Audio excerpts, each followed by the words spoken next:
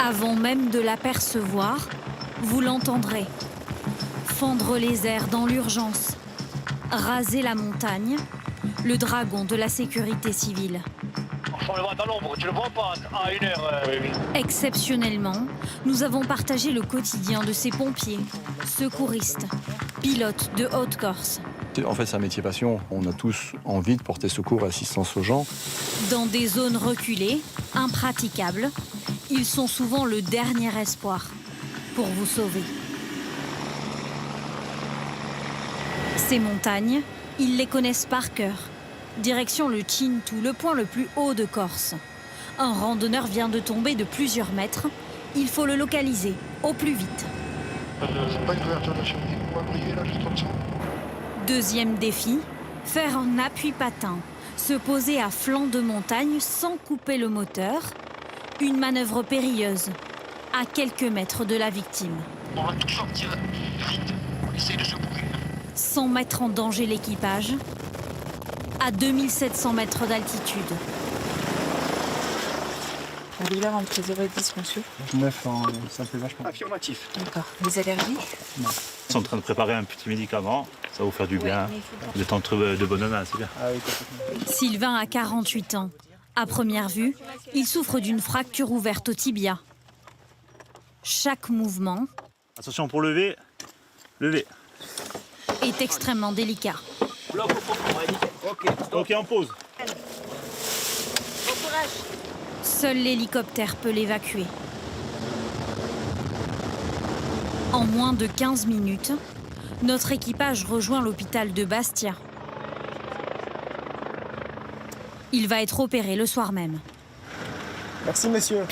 Le muscle et un nerf ont été touchés. Sylvain a perdu une partie de la sensibilité de son pied. Pour nous, il faut déjà repartir. Les équipes de la sécurité civile ont réalisé plus de 900 sauvetages en 2023, dont plus de la moitié rien qu'en été. Et la plupart se font sur le GR20, l'un des sentiers de randonnée les plus techniques d'Europe. Le centre opérationnel des pompiers vient justement d'appeler. On a 2 interventions simultanées. Celle de Kéros, c'est 2 personnes. Le mari s'est fait mal sur un rocher et la dame... Il n'y a pas de traumatologie particulière? Non. Arbitrer rapidement en fonction de la météo, mais surtout de l'état de santé de la victime.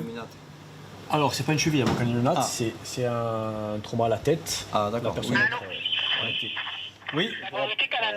Ça marche. On décolle pour Calenzane et ensuite on ira à Kisa. Dernier plein juste avant le décollage. Plus l'hélicoptère est chargé, plus le vol doit être rapide.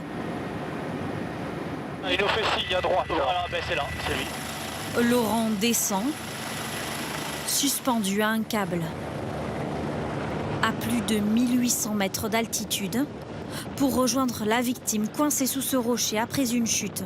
Vous êtes français? Oui, oui. Vous avez quelque chose? Non. Vous êtes une connaissance? Au début ça allait, après je commence à blaguer, mais quand on parlait, Perte de connaissance, il ne faut prendre aucun risque. En quelques secondes, ce Nîmois de 53 ans est rapatrié dans l'hélicoptère vers l'hôpital.